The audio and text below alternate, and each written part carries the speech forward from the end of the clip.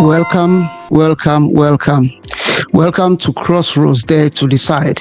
I am your host, Theo Bangura, a writer, a coach, a minister, and a fellow traveler on this journey of becoming, making decisions that empowers me, that makes a change to many, many lives and transforming others as well. This is my podcast, and today I want us to slow down for us to look inward and understand how I confronted decisions that have shaped my life as well. So this is going to be a series of episodes that I discuss the book, and each week we're going to explore the moments where we decide courage, where we examine those choices that define us, and the legacy that we're building each step of the way. So if you are standing at a crossroad, you are definitely in the right place. If you are unsure, you're overwhelmed, and you are ready for change, I definitely challenge you that you are in the right place. So today we're going to discuss Dare to Decide, Crossroads. That is my book, and I've invited somebody special to share with me wisdom, ask questions, so that we'll get clarity at what provoked the book, some interesting insights that we want to discuss today. So that's Theo Bangura. So I'm going to let her introduce herself, and then we're going to take it from there. So welcome to the podcast today. Hi, my name is Theo Bangura. I am an author and a transformational crafter. Thank you so much for inviting me to talk about this book, Crossroads Dare to Decide. What a title. So without wasting much time, I would like to get into the questions so that you can, give us a few nuggets about this book. So my first question is, what was the exact moment that you realized that this book wasn't optional anymore? You just had to write it.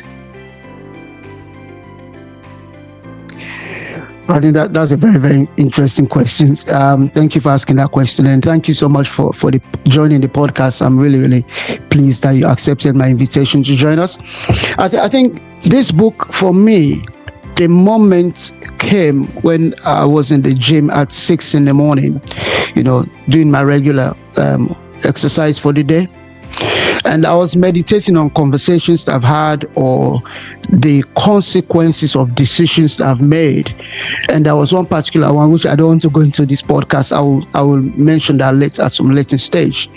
And I was looking at what led to that consequence. And then I looked back and I began to recall those moments.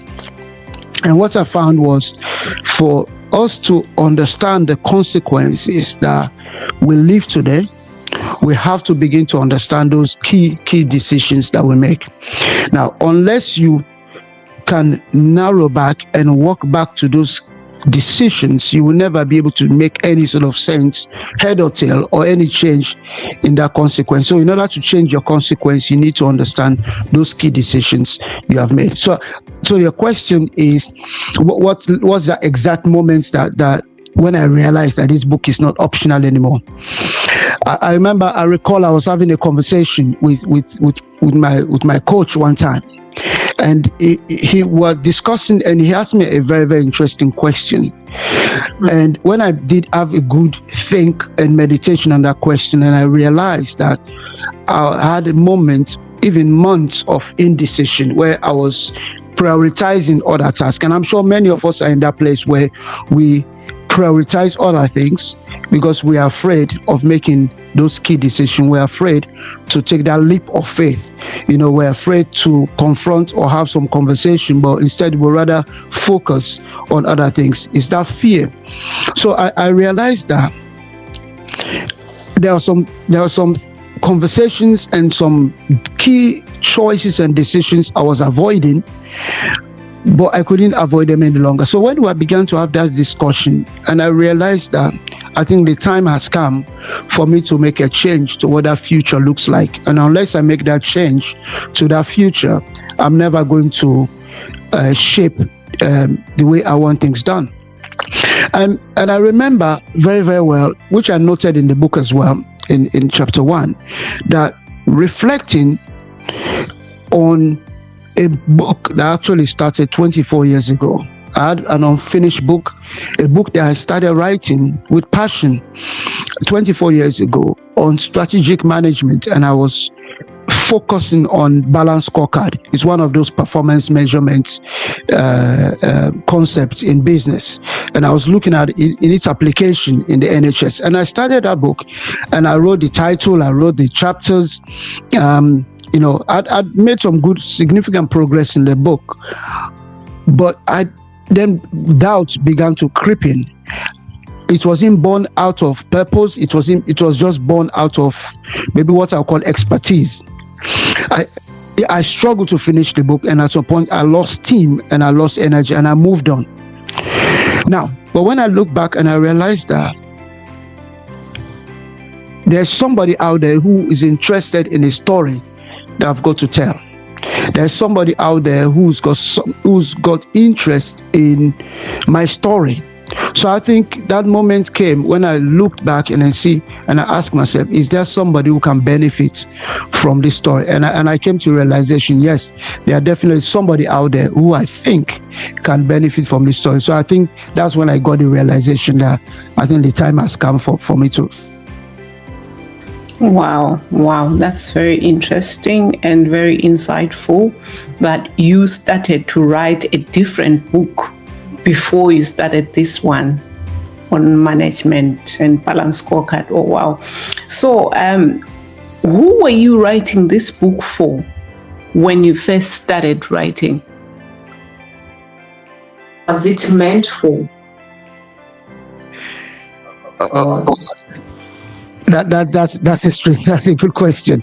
Who was I meant for? I think I wrote this book for the Theos who are out there, for the Peters who are out there, for the John or the Paul or the Rebeccas who are out there, or the Zainab, whoever they are.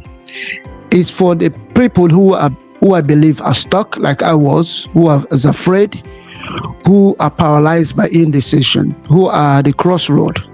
We all, whether we like it or not, each and every one of us, whether we're young, we are old, we are brown, we are white, we are pink, wherever we're coming from, in Africa, in Asia, in America, there's something fundamental with all of us, something common that we all have in common, and that is we all have to make a decision about different things in life, whether it's decision on how much to save, whether you save at all, or where to live, or where to go on holiday, what food to eat, what bank to bank with, what job to apply for, what shoes to buy. We all have key decisions. Now, some are grand, some are minor. As little as what am I having for breakfast? Those are key decisions we all have to make. So I wrote this book because, one, we're all overwhelmed by choices, and that overwhelm of choices means that most of us get paralyzed by indecision. We overthink, we overcomplicate issues. But most of all, what I realized as well in writing this book is the weight of past regrets. I refer to a gentleman in the book called Eden. Eden approached a crossroads. 4 different directions he could have gone. He could have gone east, he could have gone west, he could have gone north, or he could have gone south. On chapter 1, if you don't mind me referring to this section in chapter 1 of the book, north, he had security. It was labeled security. East is passion. So he had a decision. Should I pursue passion? South, he had an opportunity to go that direction to lay a legacy. And then west is another key route and a key decision he had to go, which is labeled escape. Now, for many of us, we are overwhelmed with these various choices that we need to make. So I wanted to jot down, to pencil down an opportunity, give us strategies. Let this book be our guide. So I want to provide that guidance to the person on the road. How do you make that decision? How do you stop overthinking? How do we pass that regret, or the heavy weight of regret that most of us, because so long we make a decision, we can always get to a point where we are beginning to feel, maybe I regret taking this decision. How do you reconcile that? So I think this is for the normal person on the road, somebody who's starting a career, somebody who's wanting to save for their pension, somebody in the middle life, somebody who's about to go into marriage, somebody who's planning to go to university. It's for what I call the fellow traveler on the road, who's hesitated, personal or professional wise, and they want to make a decision. Even if you want to start a business, it's an opportunity as well. Or parenting, should I have a child at this time or should I wait? So I think those are key reasons, or those are the key demographics of people that I think will surely benefit from this book. Okay. Can we just stay in there for a little bit?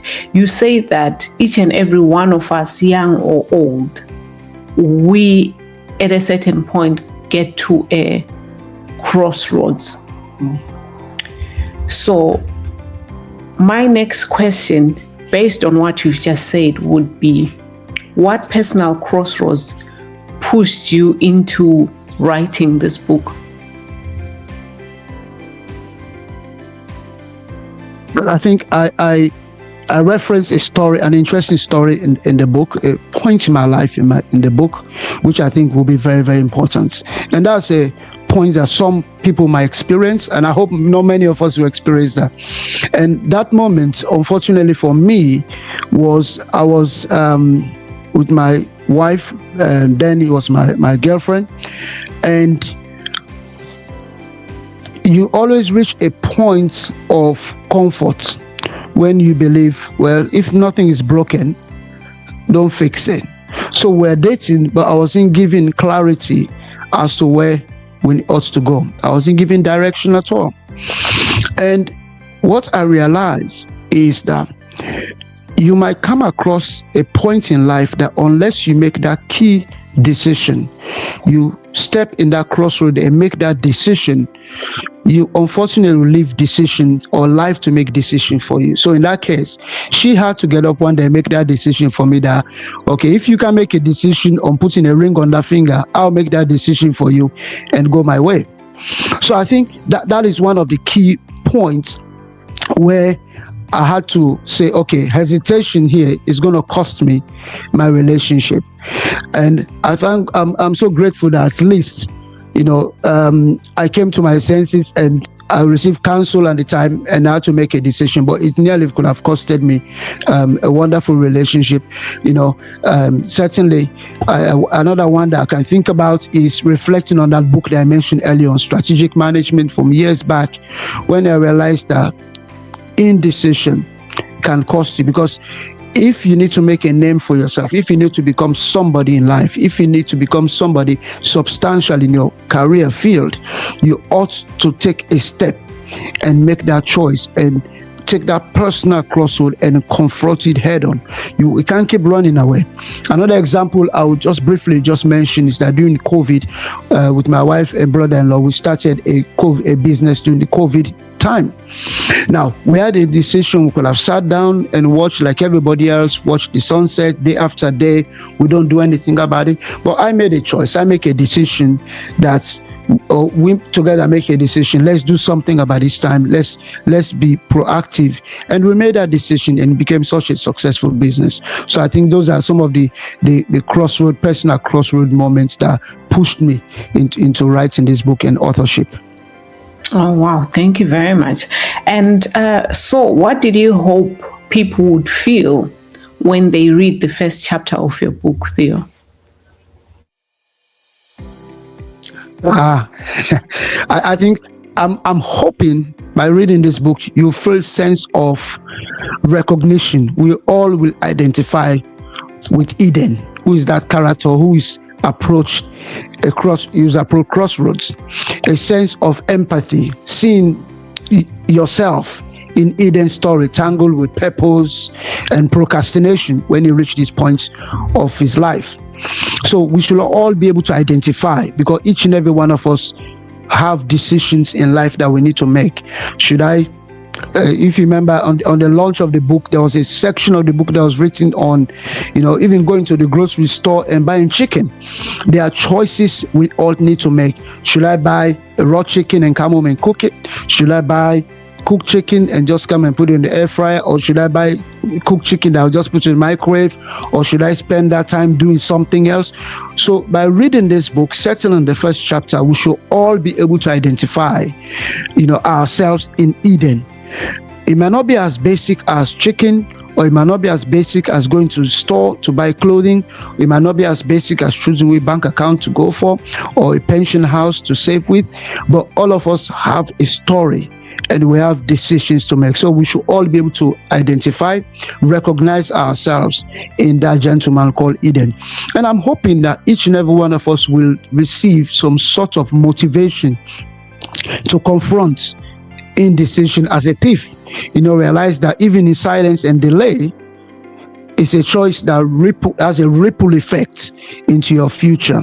And certainly it brings forward that gift of freedom and responsibility when you take ownership of making that decision, encouraging the readers to find their own agency without any fear at all, because Eden certainly did, confronted his fear and make it a self-decision. All right. When you were talking earlier, you said 24 years ago when you started writing this book that you had started then, you said that fear showed up. So how did your own fears show up during the writing process of Crossroads Dare to Decide?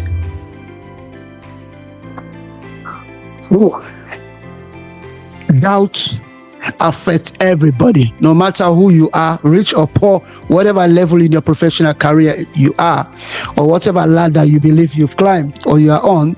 Doubt will always creep in. I remember when I started writing this book 24 years ago, I began to ask, one of the questions I asked myself is, who am I to be writing this book in the first place? What about if no one is interested in reading this? Who is interested in reading what you've got to say? There are better writers out there. That echoes into perfectionism and fear of not being good enough. So that's something I had to overcome. That is certainly echoed in the earlier book that I did not finish. I asked those questions. And even when I was writing this book, and I kept asking myself, who is interested? Who will buy this book? But so that fear of vulnerability, kept creeping up. So not just in my marriage or in that proposal at the time I spoke about earlier, or that Pac-Man escapades I mentioned about, or worrying about what people will say about my writing style. Is it good enough like Daniel Steele, or is it like Stephen King? How good is it? What warrants me? Am I qualified to write that book? Who am I? What story do I have to say? Is it interesting enough? Is it captivating enough? Is it in good English?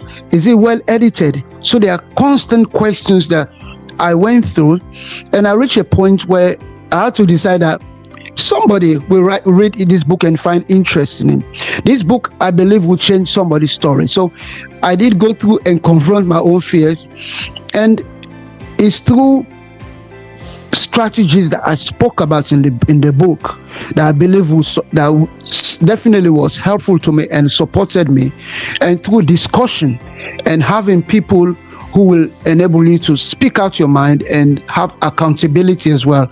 And I think that's how I was able to overcome those fears as well. Wow, thank you so much. And what surprised you the most about yourself as you wrote, as you were writing Crossroads Dare to Decide? I think what surprised me so much was how much story I have, and how much of my coaching experience has deepened my insights, give me a great understanding on how much of blending analytical strategies I know of, mixed with some spiritual guidance, with emotional intelligence, mixed in all of those, and be able to make decision. Because when you make decision, it's not so simple as, well, I'm only going to use spiritual concept or emotional maturity or my academic background, and I put in isolation. But it's a mix that you have to. So when I was writing this book, I realized that once you discover how much you know, first of all, you unless you write something, jot something, that you might even underestimate what you know and what you have as well. So I realized my resilience in confronting some past regrets. I had to attack them head on. So be it delaying the marriage, or schooling decisions, or turning them into tools for empathy rather than shame. Because I went through a moment before writing some of these stories where I was hiding some of those secrets because I was ashamed of them, and I had to confront some of these in the book head on, and I was now confident with myself. So I think those are some of the things that surprised me: how much I knew, how much I could give, and how much I had to mix my experiences together. And of course, I had to confront some shame, and I had to put them into the book, and I'm proud of those moments. So you talk about confronting shame, and most of us have that fear because it's that hidden part of our lives. So how did it feel to confront hidden fear for you? For me, it is liberating. Until I went through this process, I didn't realize how liberating it is to confront some fears, confront some hidden truths, things that you don't want people, you've hidden them so deep under your bed. It's gathered cobwebs that no one is aware of those truths. But once you remove the skeleton, and one thing I've come across is that we might magnify anthill and think of it as a mountain, but when you actually dissect it, you realize it's nothing to shame about. For example, your past is your past. You have to embrace it. Some of us did not have gory past, some of us have disturbing past, but you have to reach that point where you attack it head on. You cannot keep running away. You cannot keep hiding, because to get the true version of yourself, to get the best out of you, you sometimes have to confront things head on. And I think for me, that's the period I had to go through, when I had to confront some things, admit some failures, and be able to deal with them. So I think that in response to your question, those are the kind of things I'll... Wow. So what's one misconception people have about decision making that this book, Crossroads Dare to Decide, challenges? Oh yes, I think that's one misconception, a myth that I believe that is out there, and that myth is that more decisions or more options you have gives you better options or gives you better outcome. So the more options you have leads to better outcomes. It's a big myth, it's a big misconception. And I realized that, and I wrote about it in the book, that more options means that there's more capacity to overthink. So instead of endless options that will often paralyze most of us, so I gave a story that was read on the launch day on the 6th of December of a lady who went to the shops, and she went to buy chicken, and she was confronted with an array, hundreds of choices. So she spent over 30 minutes of her life just deciding, as basic as what chicken to buy. She had honey glazed, barbecue, spice, this kind of spice, curry chicken, different chicken. And she was so overwhelmed with all of these decisions.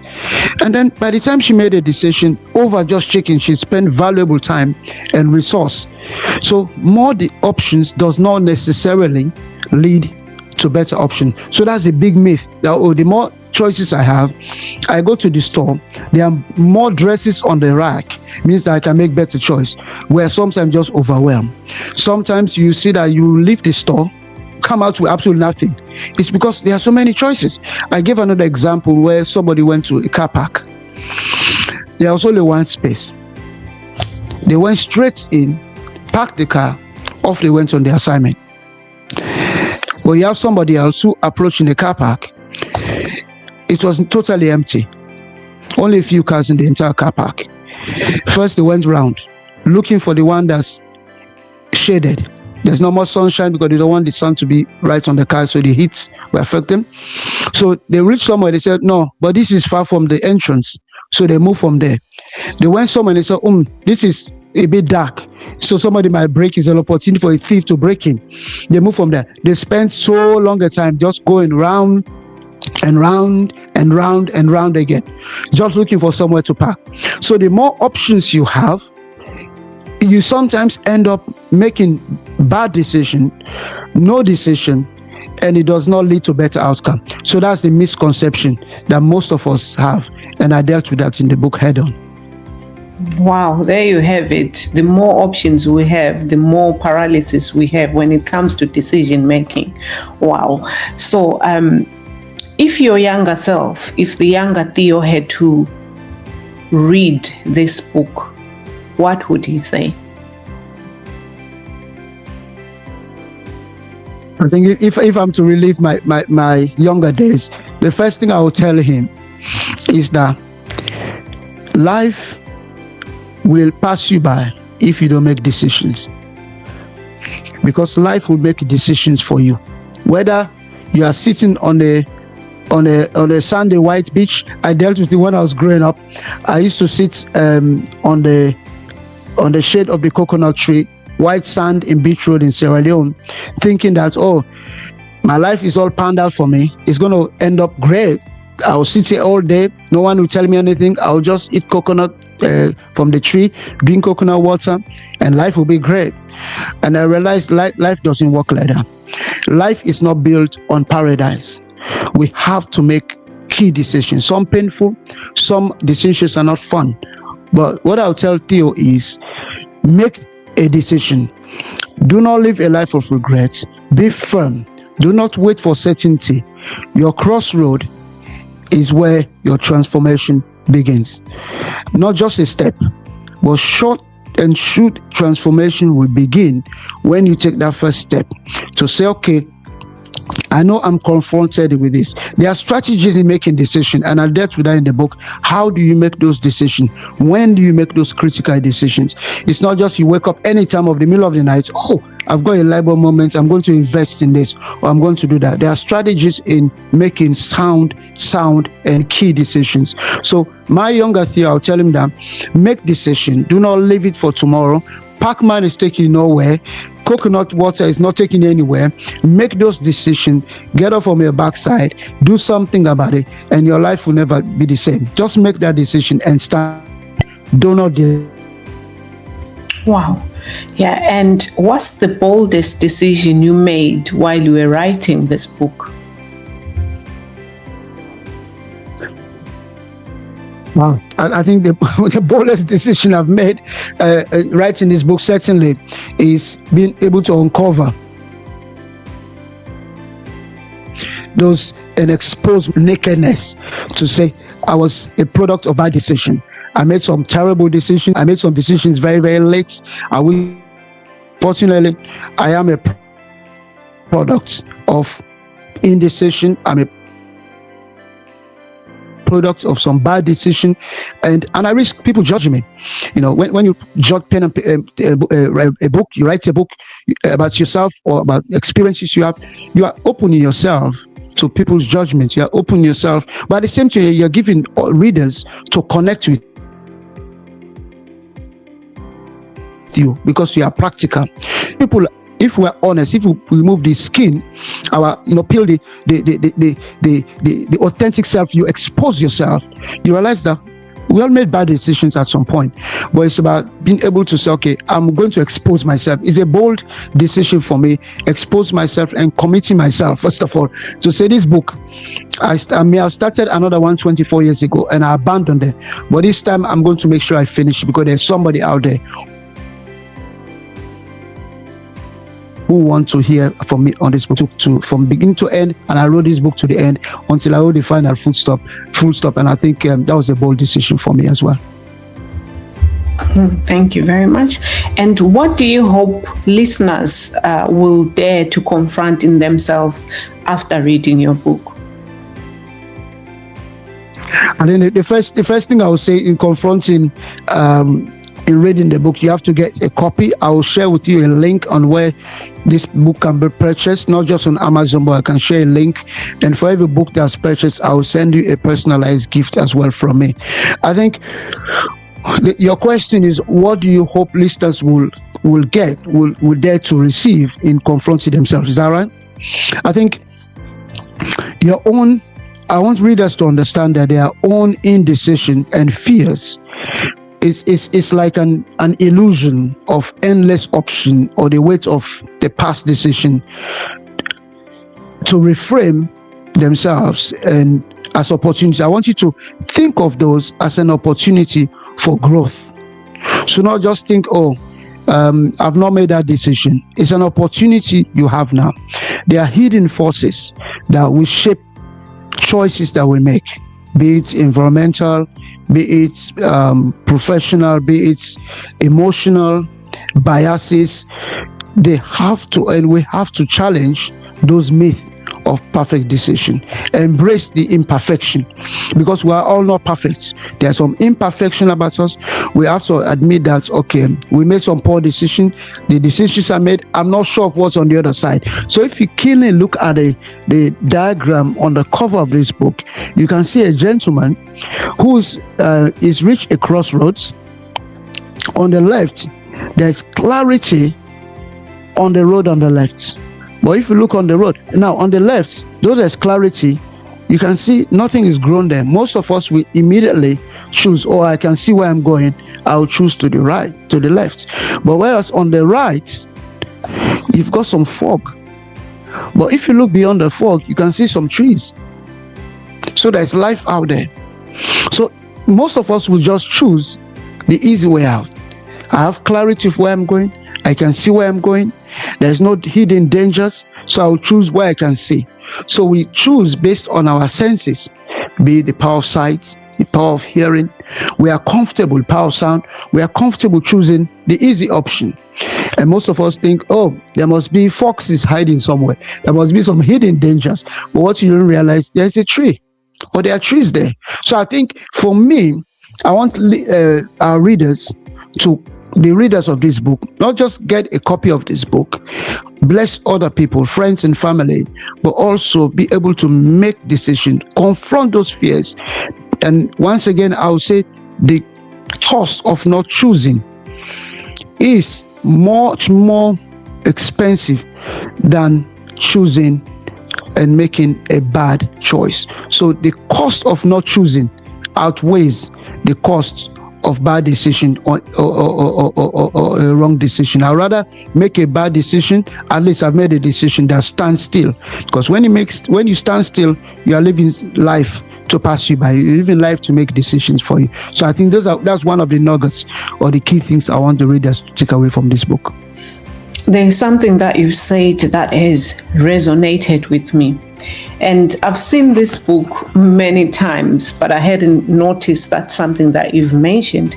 And you've said that most of the time we choose based on clarity, which is, the other way, where the road, where this man is standing, leads you. There's clarity, it's clear, you can see where you're going. So you're saying that if we choose based on clarity, we risk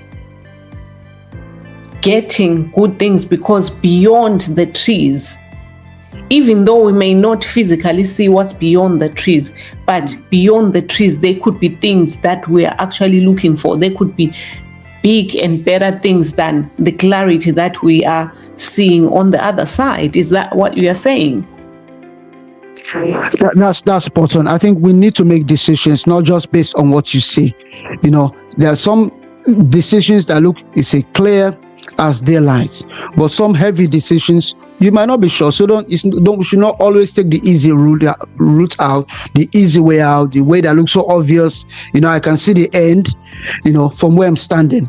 But it doesn't necessarily mean that's the best decision we need to make. We need to make a decision based on a few things I mentioned in the book, of which things like values, things like beliefs. Those are just two I'll give for now, but the rest of them you can read in the book, where I give you guide and support structures, how to make good and strong decision. Again, there's nothing called perfect decision.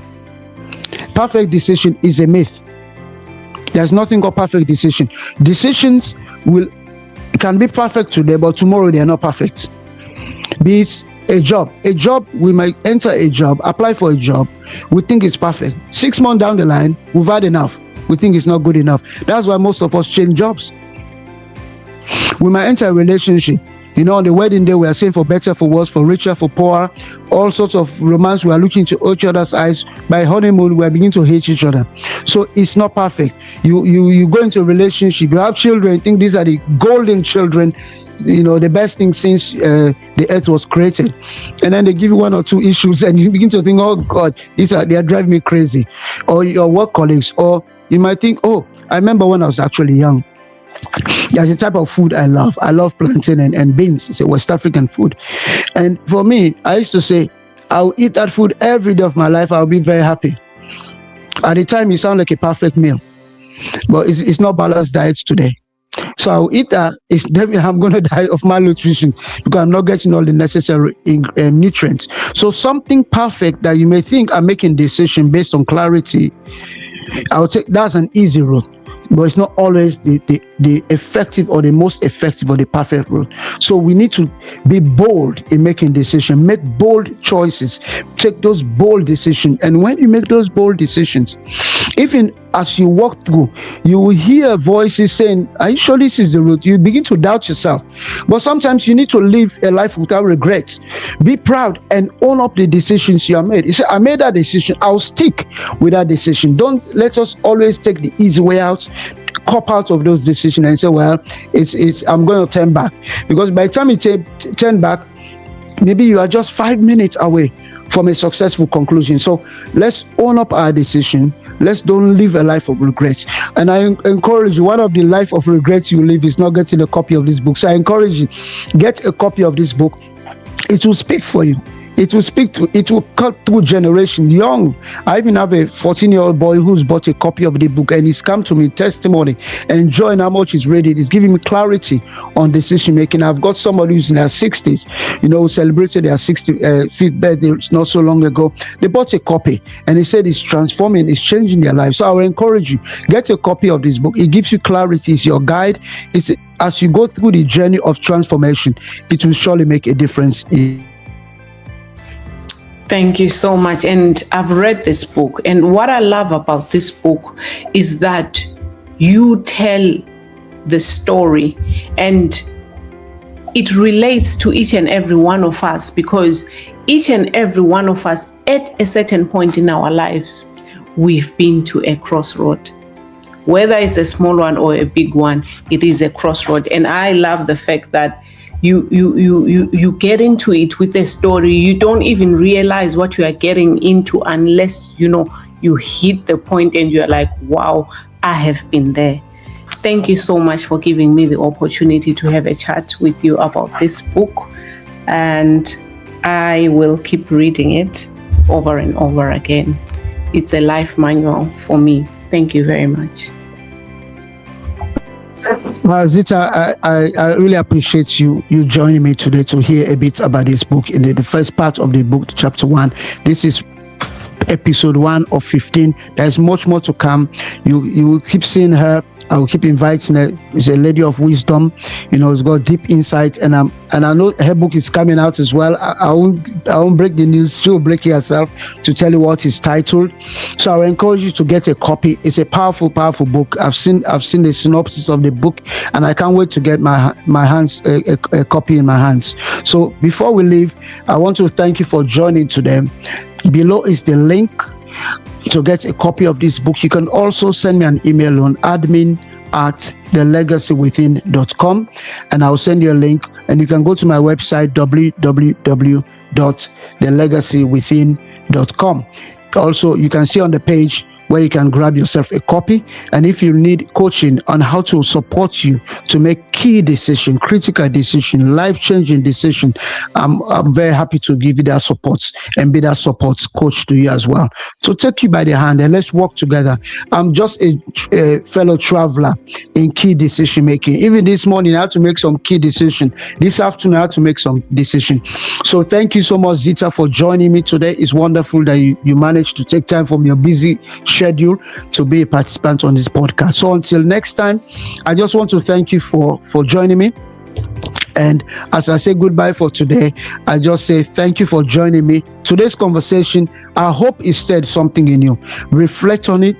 Let it guide you to your next step. Remember, your life is shaped not by the decisions you avoid, but by the ones you decide to make. So I dare you today to make that decision. So until next week, I'll see you and make that decision, and do not live a life of regrets. Take care. This is Theo Bangura, the author of Crossroads Dare to Decide. Have a good day. Bye for now.